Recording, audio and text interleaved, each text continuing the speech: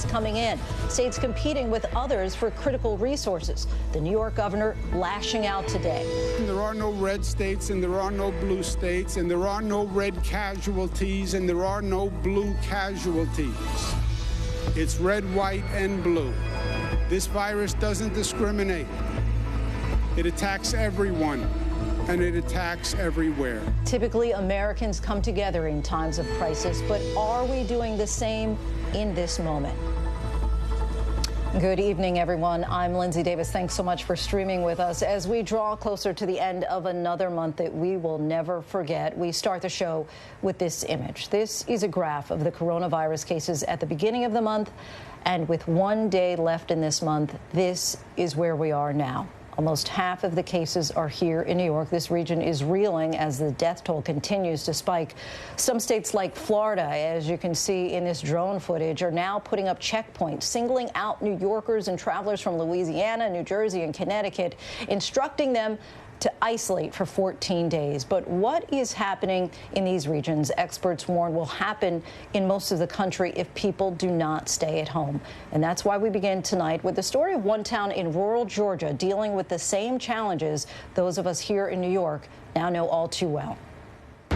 This isn't the big city. This is small-town Georgia with few stoplights and even fewer hospitals. And they, too, are struggling with the coronavirus. The health crisis is here, and so far 27 people have died in these small rural communities since the outbreak began late last month. It just shows you, you're not safe in rural America, small urban. This isn't just for the big cities. It's for all of the United States, and we need to be vigilant in what we're doing to eradicate it. The Phoebe Hospital System serves a number of rural counties in southwest Georgia, and the campus in Americus is the home hospital for President Jimmy Carter, who lives in nearby Plains.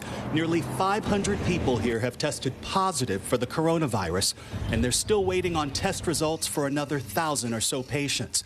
The Georgia National Guard has sent doctors and nurses to help. All of the beds in the ICUs are full. We have had some transfers, and you can imagine there's not a lot of hospitals willing to accept or wanting to accept a positive COVID patient. 28-year-old Terica Parks is one of the many who got sick. I was at home, and my symptoms began to get worse. I continued to vomiting blood. My fever, I was in a fetal position in the middle of my bed because I was in excruciating pain. And so I was crying, like just crying and it was terrible. Health authorities have traced the outbreak to a funeral on March 7th and another on February 29th. Both were attended by families from 3 different houses of worship. Terica Parks went to Sunday service at one of the churches. I was at the church on the 10th, and on the 14th, I started to feel weird. I thought maybe I had a stomach bug. By the time she got to the hospital, she had a fever greater than 102. They explained to me they had a short time frame to get this medication in before my organs started to shut down. Carly Rise is a nurse here. Yesterday, I had to FaceTime a family member so they could say goodbye to their mom, their aunt, their grandma. And it is so hard. They had to bring a phone up here because we're not allowed any visitors. And I had to go in the room and call them and FaceTime them from the room and show them their family member. It's hard to hear someone else cry over their family because you start thinking about your family if this was you and all that. For the medical staff, it's overwhelming, and not just at the hospital. I am taking this video because I think people need to see what's happening. Dr. Enrique Lopez is living out of his garage because he doesn't feel safe living inside his home with his family. If you were going to show me this video several weeks ago and told me that this would be where I'm living, I would have never believed you. Several weeks ago, we had heard about a virus that came from a place far away from here. And I didn't think much of it because we are the United States of America. We are the most powerful country in history, and we have more of everything than we need. We were wrong. We were wrong in an epic way. In one rural county here, more people have died from COVID-19 than in any other county in the state, including the state's largest counties in and around Atlanta. The concern and fear are so great, more than 900 people who felt sick and crowded the hospitals have tested negative for the coronavirus. Georgia's governor has stopped short of ordering a statewide lockdown and is one of the few remaining governors to do so. City and county governments here have issued those orders instead. We are getting some reports. Most of our businesses are in compliance, and I know that there's nothing insidious about this, but convenience stores particularly, we have to minimize the number of people who are inside the stores. Like many here, Terica Parks is now on the mend. Hey, you guys, as you can see, I am finally free again. I am out of quarantine. I'm actually outside in my backyard. I still have not hugged my kids yet. It has been since the 14th, but it feels like it's been forever. So I'm excited. I'm getting ready to hug my kids. She reunited with her family on Saturday. Theirs was the sound of joy that's been missing here since this outbreak began. They warn everyone to do whatever is necessary to prevent this virus from hitting home. Steve Osunsami, ABC News, Atlanta.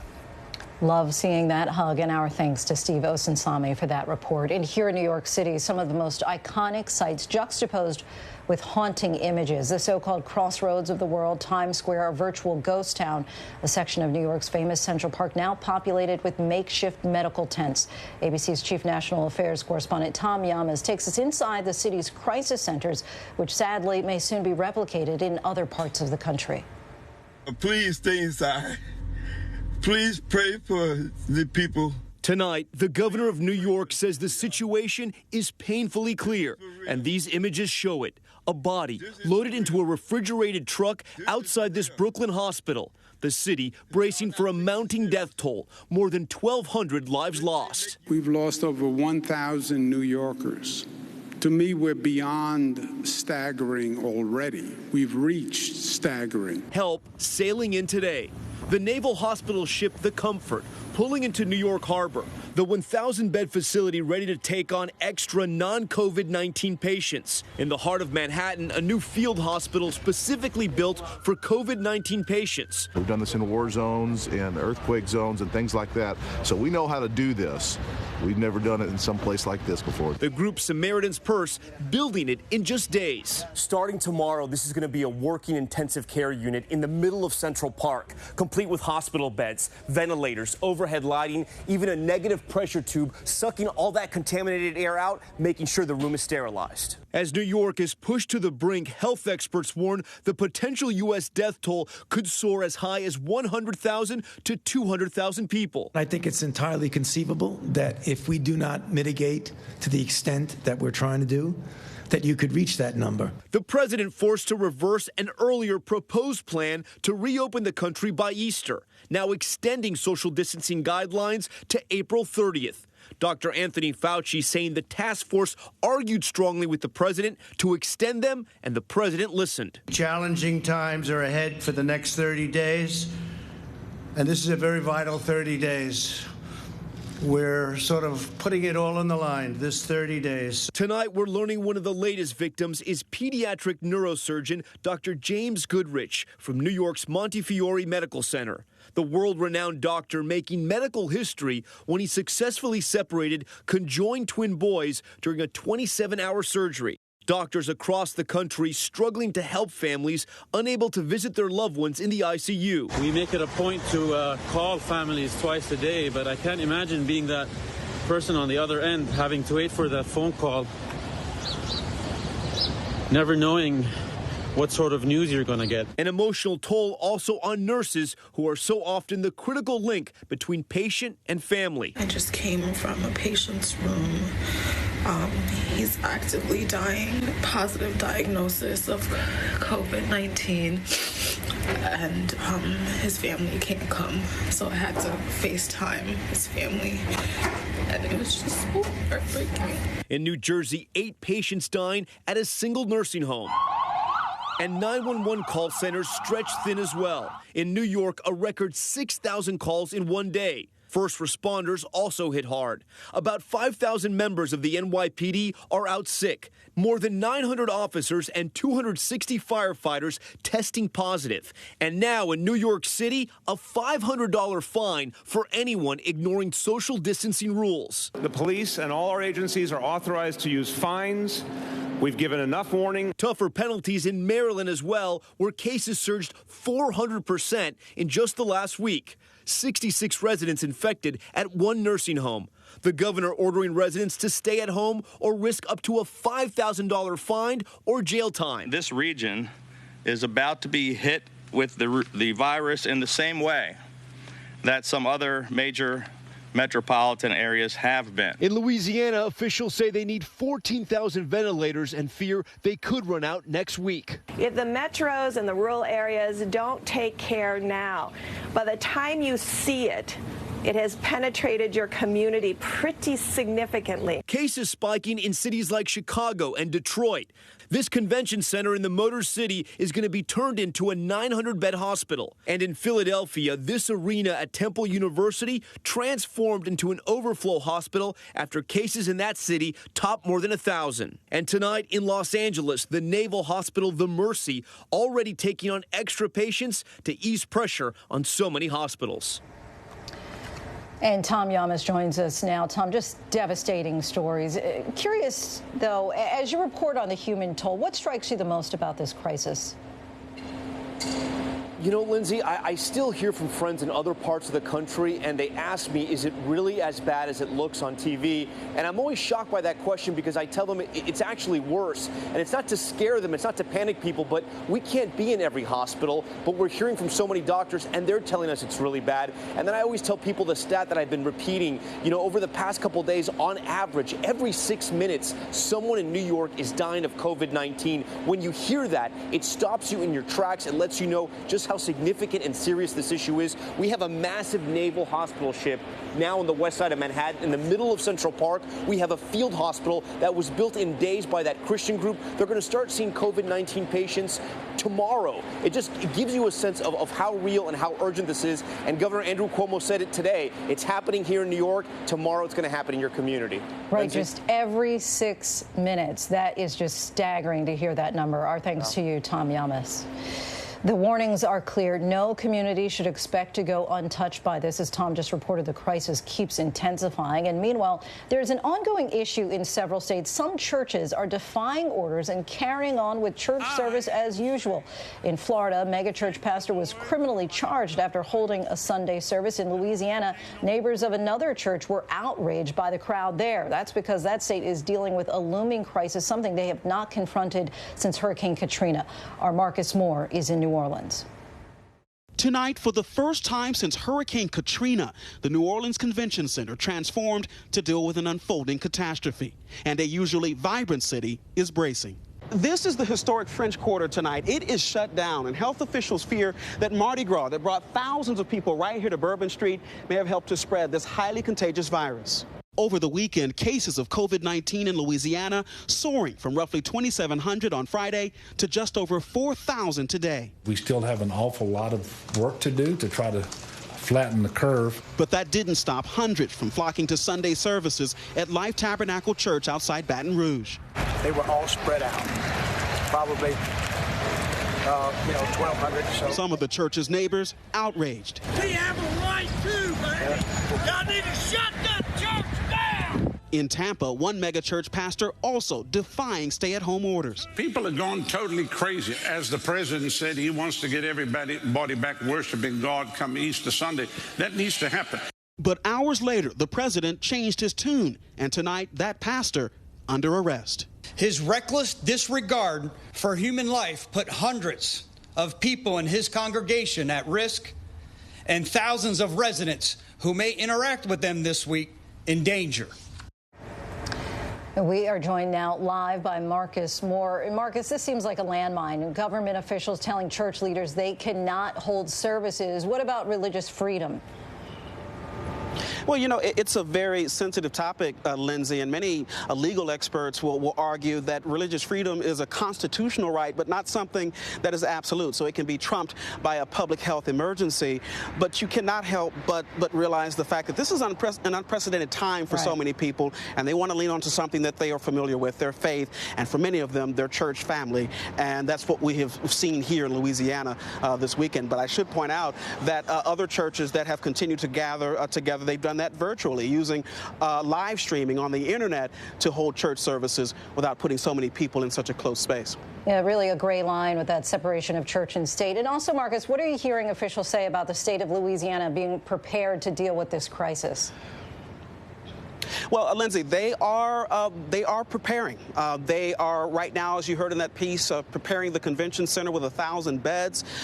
They are also really reminding people and urging them to stay home, because even this weekend there were gatherings, including a second line that police broke up. And the governor has said that anyone who is ignoring the stay-at-home order that's in place here in Louisiana right now, that is grossly irresponsible. And then those that do, they are taking precious time away from first responders and almost making it more likely that this virus will spread.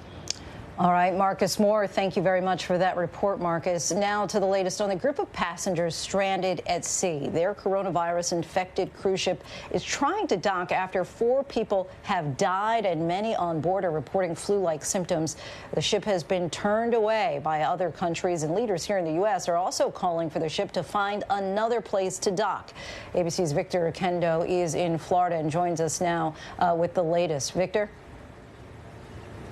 And Lindsay, Florida's governor has made it clear he does not want any more sick people coming into the state, and many of the officials in Broward County would agree. They're actually holding an emergency meeting tomorrow morning to decide whether or not they're going to allow those ships to dock at Port Everglades in Fort Lauderdale. Now, here's the latest with those ships. Holland America says their 2 ships have made it through the Panama Canal and could be here in just a few days. They have transferred passengers who are not showing any symptoms from the Zaandam to the Rotterdam. Guests on both ships will be confined to their rooms throughout their journey. Nearly 200 passengers are sick. 2 have tested positive for COVID-19. 4 have already died, including 1 American. There are simply not enough tests for everyone. Florida's governor says, we think it's a mistake to be putting people in southern Florida right now, given what we're dealing with. So we would like to have medical personnel simply dispatched to that ship, and the cruise lines can hopefully arrange for that. Tend to folks who may need that medical attention.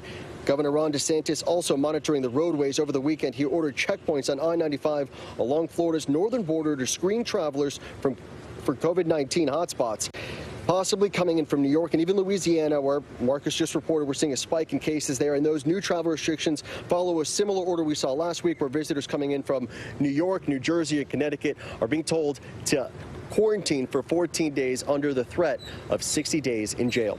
Lindsay? So, Victor, there are some strict rules in place, but why is there no statewide shelter-in-place order for Florida? Well, Lindsay, the governor has been kind of hesitant to issue any kind of statewide order here, basically coming down to the fact that he believes that some of the more rural areas in the state don't need a shelter in place here. Different story, though, in southeast Florida, where we are, where about 60% of the positive COVID cases are found. Now, we're talking about Palm Beach County down to Broward, Miami-Dade, and Monroe, where the Florida Keys can be found. Just today, he issued a new order, basically a shelter in place, and he's telling Floridians that we could be in this through mid-May. Lindsay? It was only a couple of weeks ago, of course, that we saw those crowded beaches. Since that time, have you gotten a sense that people are starting to finally take things a little more seriously there in the Sunshine State? Absolutely, Lindsay. And right here on Miami Beach, this park right behind me, it would normally be packed on a beautiful night like this. Same with the beaches, but those have been closed down here. Different story in some parts of the state, just south of Jacksonville, one of the beaches there. It got a little busy over the weekend, and officials were quick to shut it down because people were not following social distancing guidelines. But for the most part, I can tell you, at least where I am here, southeast part of the state, people are definitely obeying the rules. One piece of good news here, Lindsay, City of Miami Mayor Francis Suarez, he tested positive for COVID-19 a few weeks ago. He just posted on social media that he has now tested negative twice. He is very eager to hug his family.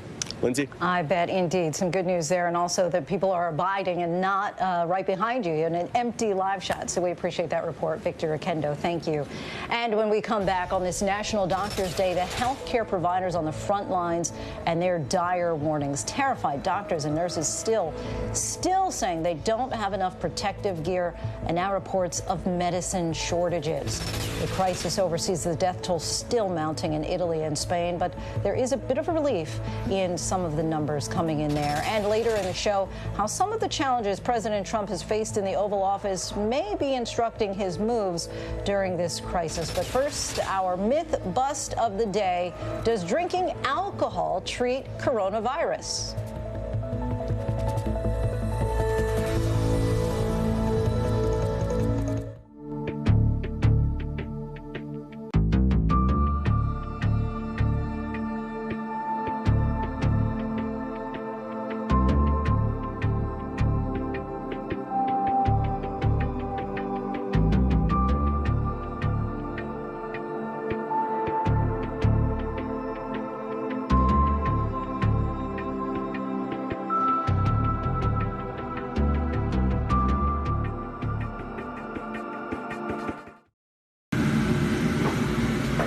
So this here is the waiting room in Mount Sinai, Beth Israel.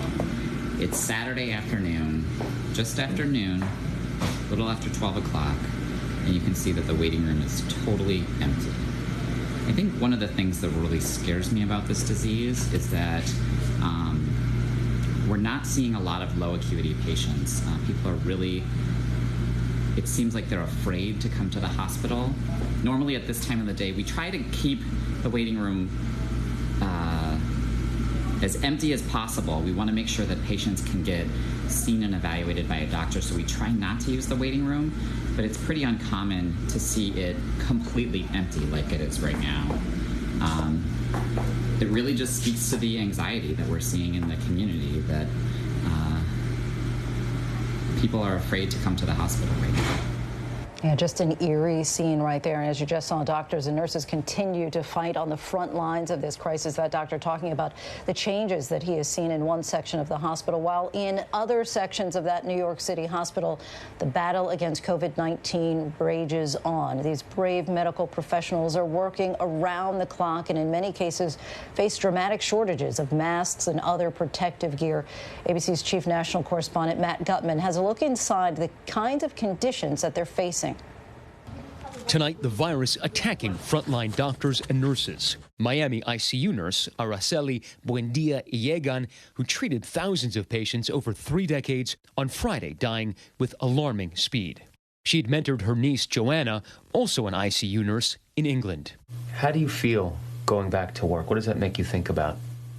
Well, to be honest, I'm terrified for my life, because especially what happened to my aunt. Dr. Arnold Weg believes he contracted the virus when a patient coughed on him. My father is truly in the fight for his life.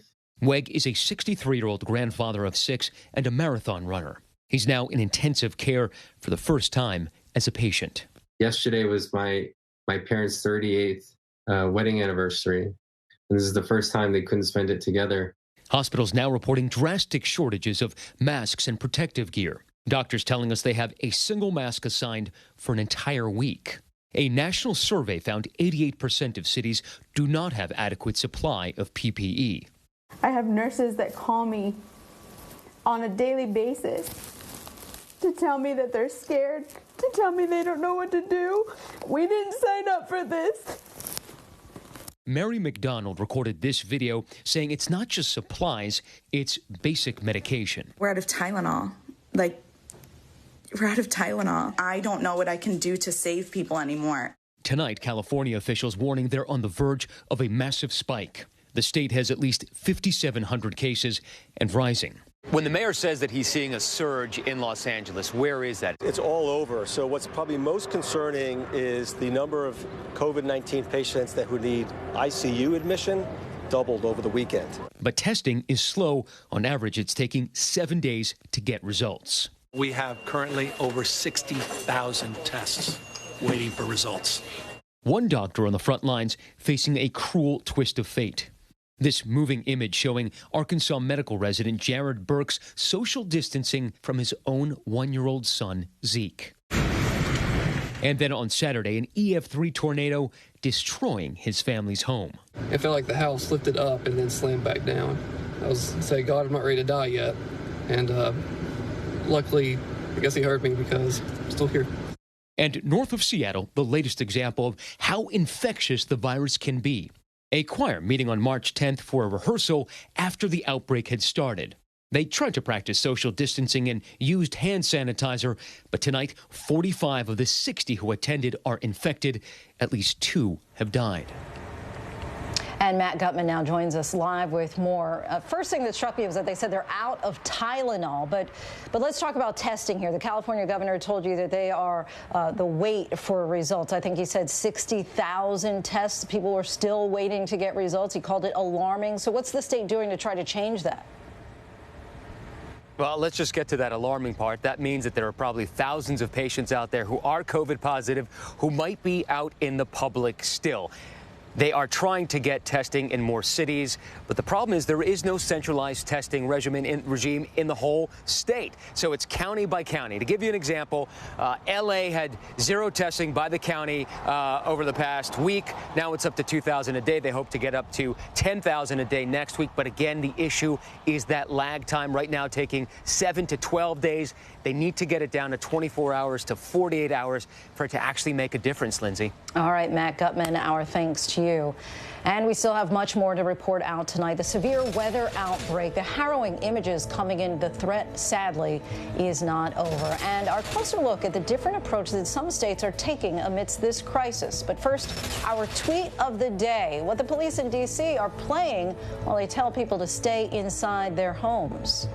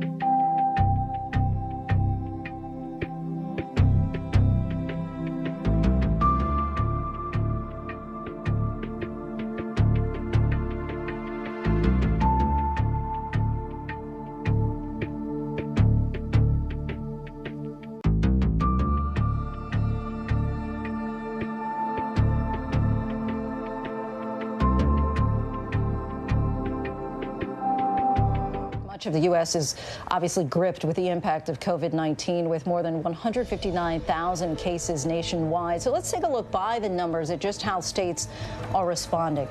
As of tonight, at least 38 states plus Washington, D.C. have announced the closure of all non-essential businesses, with cases multiplying by 4 times in the past week in the Washington metro area. Maryland and Virginia's governors have announced stay-at-home orders today for their states, but there are still 13 states that have not issued a full statewide stay-at-home order. That includes Florida, Texas, and Georgia, which are now seeing cases of COVID-19 double every 3 to 4 days as experts fear that they could become the next hotspots. Florida now has at least 5,700 cases with at least 71 deaths, some fueled by the spring break beachgoers who appear to ignore concerns about COVID-19. Yesterday, the governor of Texas expanded an executive order requiring 14-day self-isolation for out-of-state travelers, including from hard-hit New Orleans right next door. But with no statewide order, at least 18 counties in Texas have acted on their own, with cities like Houston and Dallas issuing stay-at-home orders. And today, the Navy announced that a 200-person Navy medical unit will head to Dallas to assist medical efforts there. Only 2 states so far have reported no deaths at all from COVID-19, Wyoming and Hawaii.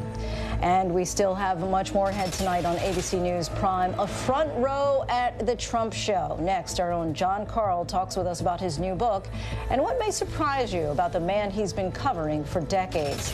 And dating advice during the coronavirus pandemic. James Longman has that and much more in our Good News Roundup. But first, here's a look at the trending stories on abcnews.com.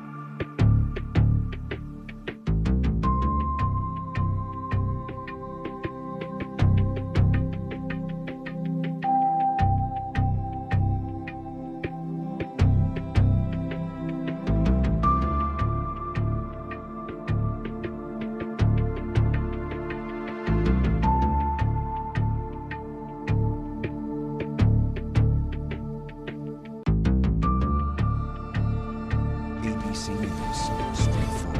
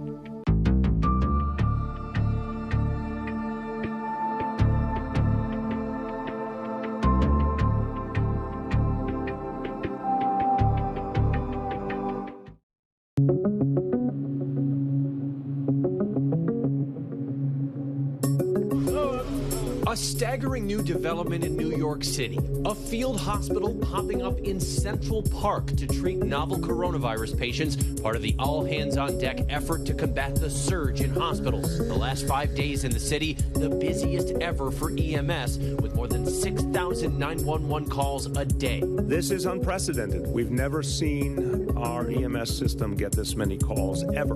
More help arriving this morning. The naval hospital ship, the USNS Comfort, which will treat patients without COVID-19 to ease the hospital burden in the city, raising the New York State flag as it pulled into the harbor. In Maryland, where FedEx Field has now become a testing facility, the governor is issuing a stay-at-home order, telling residents to only leave for essential work, food, medicine, or brief exercise, with violators subject to as much as a $5,000 fine or up to a year in jail. This virus is spreading rapidly and exponentially.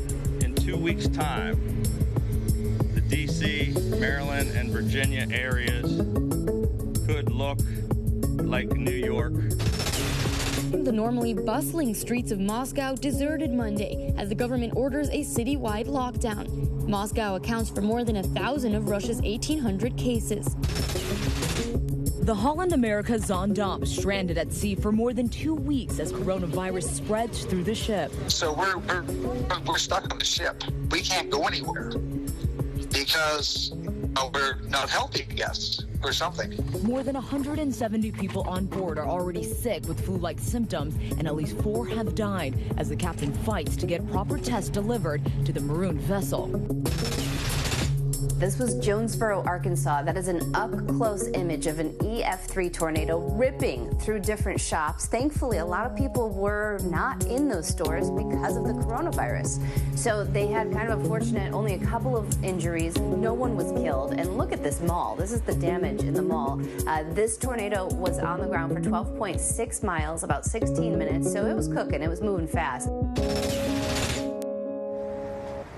Overseas tonight, the World Health Organization says Europe's outbreak may finally be approaching its peak. Spain tightened restrictions as the number of deaths there mount. The government ordering all non-essential workers to stay home. In Italy, coronavirus cases topped 100,000 today, and there were more than 800 deaths in the past 24 hours there. But there may be some good news. The total number of new infections rose by only about 2%. That's the 8th straight day of single-digit growth. In Hungary today, that country's parliament granting its leader Viktor Orban indefinite emergency powers to rule by decree. Hungary has had under 500 cases and 15 deaths. And Prince Charles is out of isolation tonight after contracting coronavirus last week. The 71-year-old displayed mild symptoms and quarantined for the recommended 7 days in the UK. The Department of Justice says it will investigate one of the most powerful members of the U.S. Senate. The DOJ is looking into several stock trades of Senate Intelligence Committee Chairman Richard Burr that came just as the coronavirus was starting to spread across the U.S.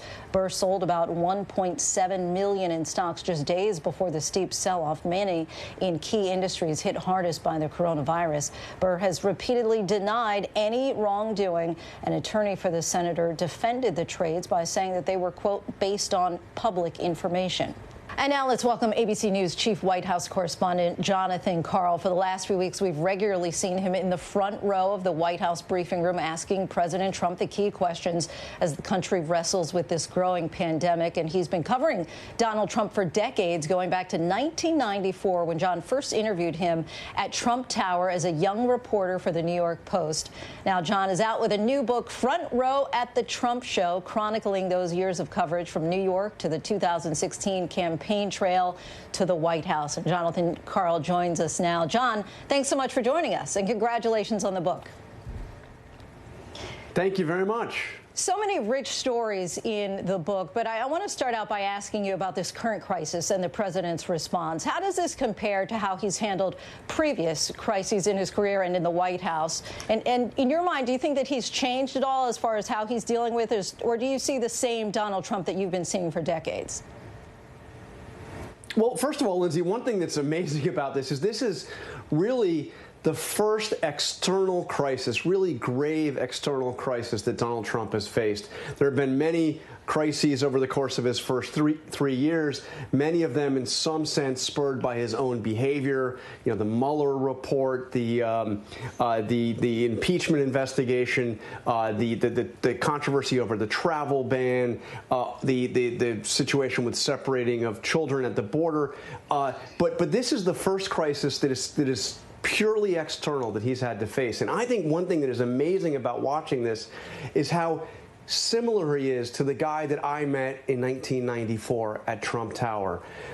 He wants to be in the middle of this. It's incredible to see him holding these press conferences. Remember, he hadn't stepped foot in the briefing room for a press briefing before this happened. This is all new. And now he is there every day, and he is seeing it the way he saw his campaign. In his campaign, he was talking about the polls constantly. He was talking about his ratings constantly. He was talking about the numbers of people that were coming to his rallies. It was all about the metrics, about how great he was doing.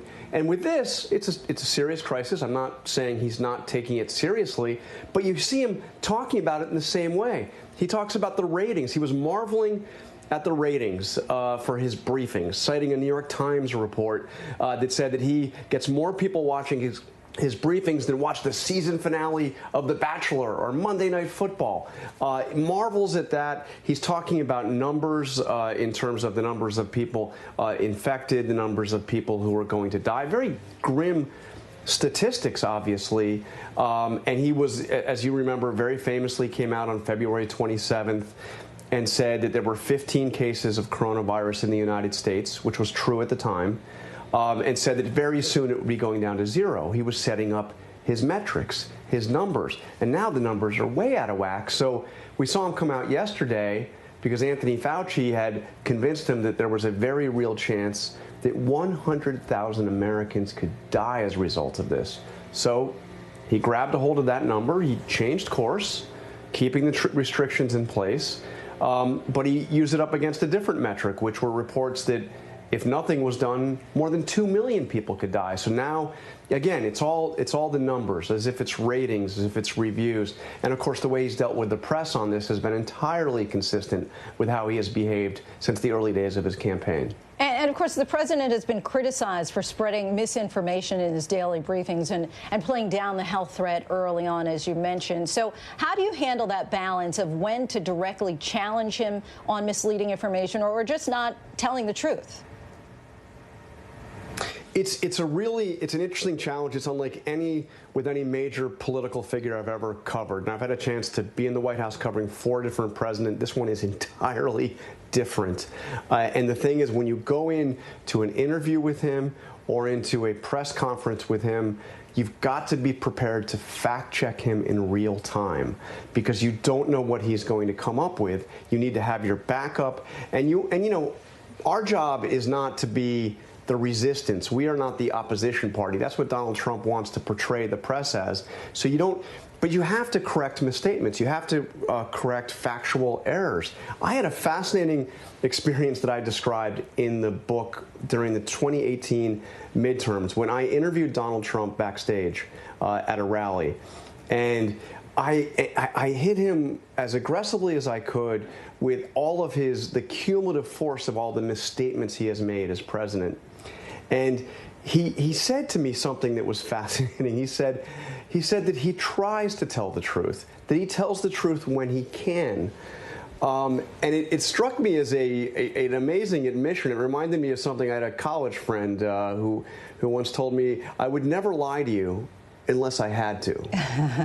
And here was the President of the United States saying he tells the truth when he can.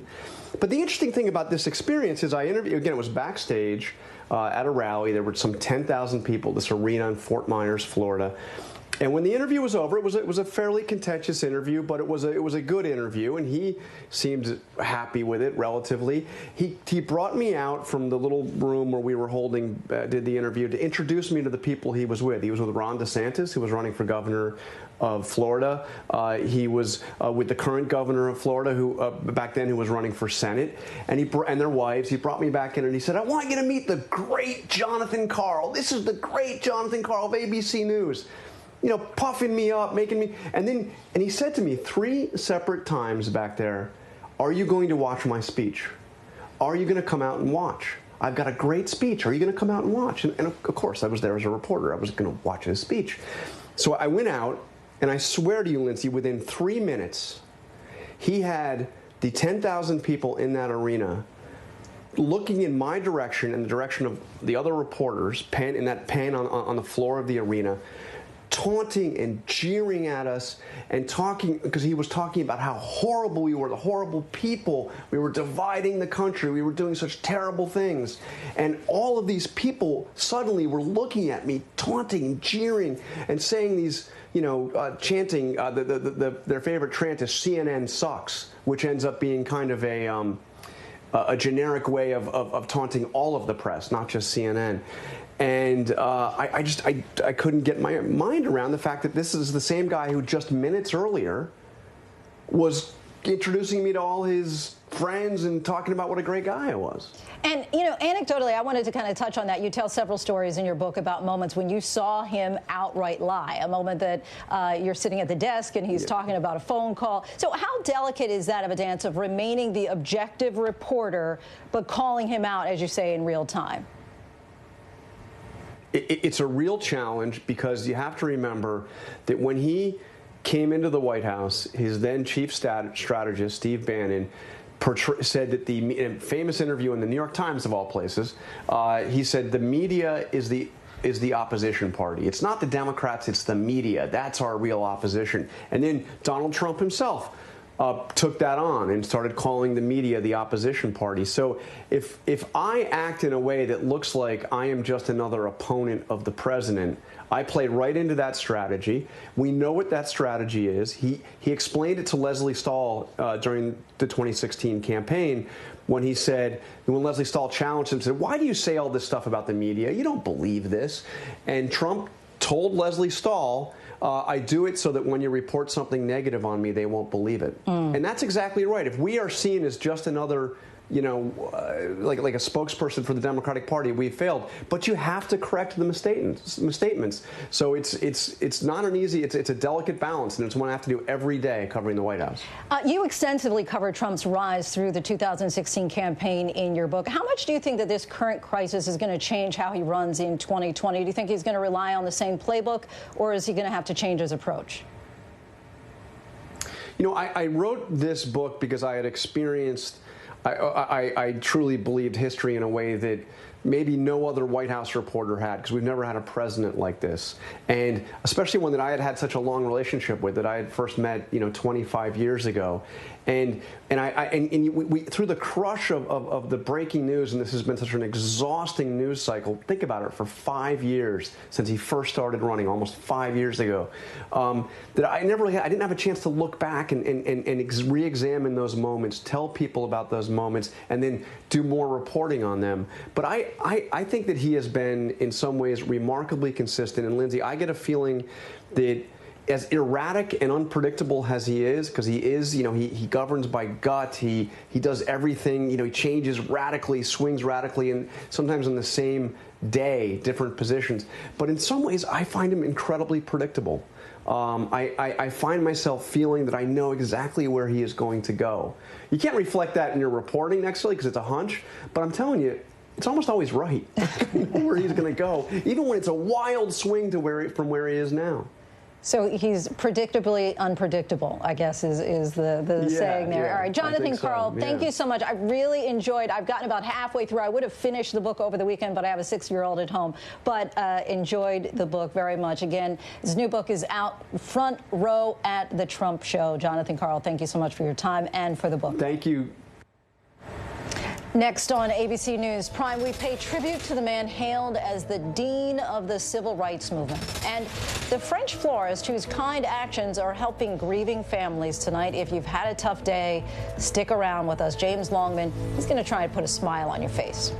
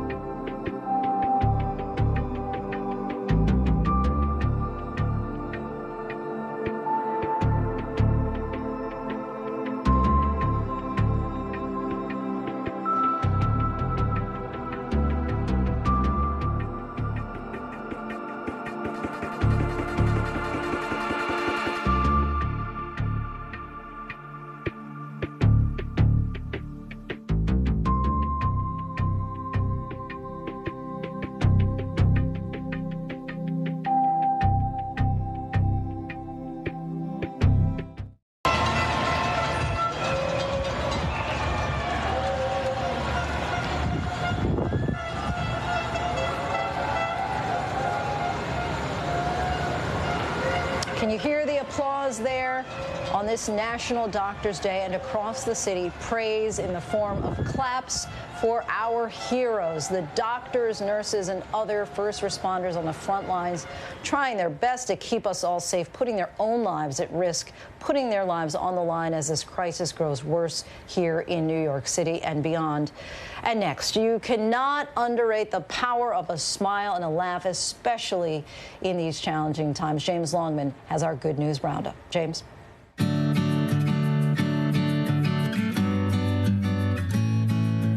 Hi guys. I know the uncertainty about how long all this is going to last is difficult to deal with, but keep in mind that the lockdowns do seem to work. In countries where they've been in place for longer, infection rates are coming down. Italy has now recorded its lowest new infection rate since this whole thing began, so hang in there. And first up, we're really going to melt your hearts with this. A 35-year-old florist in northern France had hundreds of plants and flowers that he just couldn't sell. So, rather than throw them all out, he headed down to his local cemetery in the town where he lives and put them on every single grave in there. It's where his grandparents are buried, and he said he just wanted to spread the love. And this time, of course, is really difficult for businesses, including his. Well, now, as a result, his post on Facebook went viral, and he's had hundreds of new orders for delivery. And the flower news continues in the United States. This couple had to cancel their wedding, but they'd already taken delivery of all of their flowers. So they donated them to a local care home. Have a watch. We wanted to make people smile, and we wanted to bring joy in a time that is so dark and so full of fear and of the unknown. These elderly, they're isolated. They're in their rooms, not able to see their families, and they're not able to interact with each other. You know, we were both just overfilled with joy. Who doesn't love getting flowers? And since we always include music on Good News, have a look at this. This is Matt Lucas, a comedian, and he's put together this funny but informative little song. You must listen to what potatoes say. Wash your hands and stay indoors. Thank you, baked potato. Only go to grocery stores. Thank you, baked potato. If you want to have a better day, you must listen to what the baked potatoes say. And I really wanted to show you this. Friends of mine here in the UK are part of an acting collective, and this is what happens when you ask musical theatre types to stay home.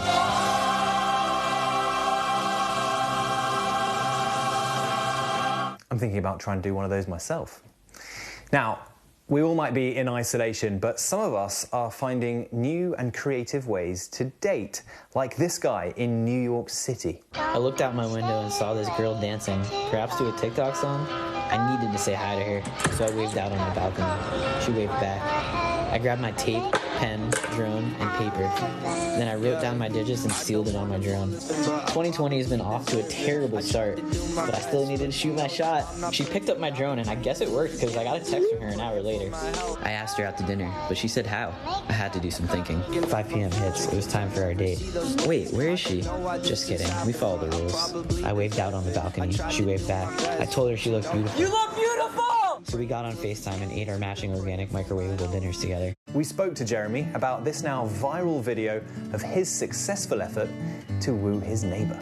Even though it's totally okay to feel sad and the situation has affected all of us everywhere, I think it's still okay to find a silver lining and not have to feel like we have to be sad all the time. We could still find some joy, even if it's just a little dance here. I really hope they get to go on a normal date soon.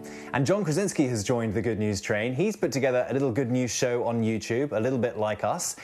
And he's also had a mini office reunion with Steve Carell. Good evening, everybody. We're both looking dapper. This is how I am 24/7. I guarantee you that the bottom half of what you have on does not match the top. I am definitely wearing jams, if anybody remembers. If anybody remembers what those are. The power of human ingenuity is really something to behold during this crisis. Here in the UK, engineers from the Formula One racing team, Mercedes, have got together with a London hospital to create breathing aids. If we can have a bridge, a halfway house, where you need more than an oxygen mask, but less than an invasive ventilator, then hopefully many patients can be prevented from needing to go on to a ventilator. These devices help patients stay off ventilators, which are in short supply, and could help save lives. We'll leave you now with this image. Southwest Airlines flew a whole plane full of healthcare workers to New York City to help with the pandemic. It's the epicenter, as we know, of this crisis now. Just another example of people coming together because of coronavirus. Stay well, everyone. Be good to each other. Thank you so much for that, James. I loved that virtual date. That poor guy, he has raised the bar for men out there everywhere. But thank you for the good news, James. And now switching gears, a central figure of one of the most pivotal moments in American history has passed away. The Reverend Joseph Lowery was an icon of the civil rights movement, responsible for organizing thousands and inspiring millions. Our TJ Holmes has his story. The dean has gone home after a life of service that put him on the front lines of civil rights battles that shaped the nation. Reverend Joseph H. Lowery passed away this weekend at the age of 98, surrounded by family at his home in Atlanta. With his goatee, signature soul patch, and longevity, Lowry was affectionately called the Dean of the Civil Rights Movement. And while little kids may learn the name Dr. Martin Luther King Jr. in their textbooks, Lowry was also right there by King's side through much of the movement. A co-founder of the Southern Christian Leadership Conference, along with Dr. King, it was Lowry who helped lead the bus boycott in Montgomery that made Rosa Parks a household name. It was Lowry who delivered the demands for the Selma to Montgomery March, which led to passage of the Voting Rights Act, a defining moment of the civil rights movement. Though he retired from the pulpit and his role as president of the SCLC in the 90s, he remained engaged in public debate and politics. He was a supporter of LGBTQ plus rights, and while many of the old guard lined up in support of Hillary Clinton, Lowry was an early supporter of Senator Barack Obama. He later delivered the benediction at Obama's inauguration and received the Presidential Medal of Freedom in 2009. The Reverend Joseph Lowry is a giant of the Moses generation of civil rights leaders. It was just King, Lowry, and a few others huddled in Montgomery who laid the groundwork for the bus boycott and the movement that was to follow. Lowry's fiery, tell-it-like-it-is, yet gentlemanly style was on full display in 2006. Speaking at the funeral of Coretta Scott King and with former President George W. Bush just feet away. Presidents and governors come to mourn and praise, but in the morning, will words become deeds that meet needs? It was classic Lowry. In a statement on his passing, President Obama called Lowry a giant who let so many of us stand on his shoulders. A giant, a titan, an icon, or just the dean. Reverend Lowry fought and won battles for decades that changed America. The dean, indeed, and TJ Holmes joins us now live. TJ, Lowry was once called the most prominent survival of the civil rights movement, the human and symbolic link going all the way back. You were telling me earlier about meeting him yourself several times and the words that he shared with you and the lasting impression. I want to hear that and also what you think his legacy is. I mean, this was, we're losing an original here. And again, I know a lot of people know the name Dr. King, but they don't know the name as well of Ralph Abernathy or Fred Shuttlesworth or Joseph Lowry. These were the guys who were right there next to Dr. King through this. And Joseph Lowry was the guy in charge, essentially, of the boycott in Montgomery. He was the guy who was there and who helped with that Selma March that got the Voting Rights Act passed. These were moments that changed what this country became. That's who he was. This was a titan among titans. This was an icon. And look, I was, when I moved to Atlanta, I worked with CNN there as an anchor for 5 years, and I was blessed to be around some of these guys like Lowry and Ambassador Andrew Young. And these guys kind of showed me the way, if you will. And it's a blessing of my life to have been able to spend the time I got to spend with him. Interviewed him several times, but also just around him in Atlanta. And one of those times, Lindsay, I was telling you about, he pointed at me, pointed in my face and said, "You are the reason we don't have a civil rights movement today," saying young black folks like me and you, Lindsay, who we get opportunity and we get comfortable, right? We get comfortable and we forget there's still something worth fighting for.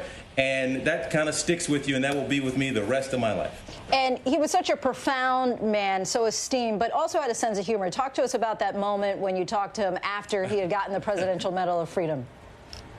Oh, yeah, he was, I had him on set at my show at CNN just days after he got that Medal of Freedom. He was still wearing it at the time, and I asked him if he had taken it off yet, and he told me no. He was joking around, but he said, and I asked, I said, "Do you even shower in that thing?" He actually said, "Yeah, I keep it on in the shower. I just lean out a little bit so I don't get it wet." I mean, this is a guy who was at the time almost 90 years old, but that was always his sense of humor. He was just always had this way about him that you almost wanted to bow when he walked in a room. He just felt like royalty, just a regal, gentlemanly, but fiery guy. And certainly African Americans and Americans in general owe quite a debt to this titan of a man who was arrested, shot at, or organized and led countless marches. A man who, as you mentioned, known as the dean of the civil rights movement. At any other time and under any other circumstances, this funeral would have been a massive salute and homegoing that would rival that of some of the most revered leaders that we have. So now what? I mean, what's the plan as far as a funeral or a memorial service for him?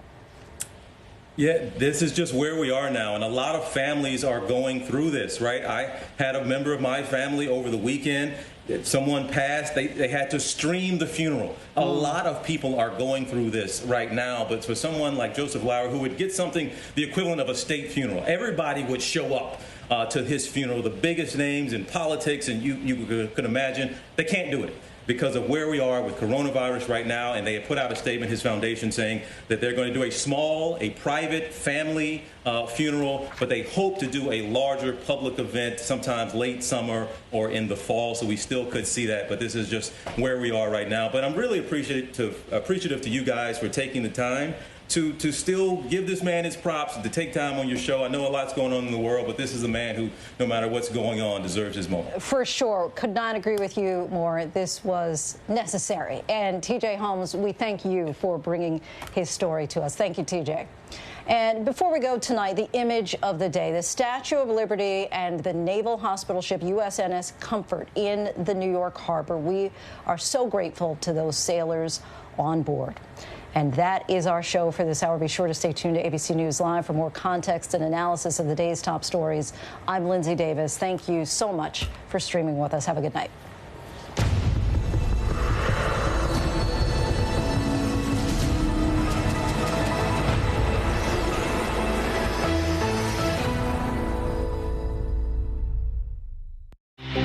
What you need to know right now.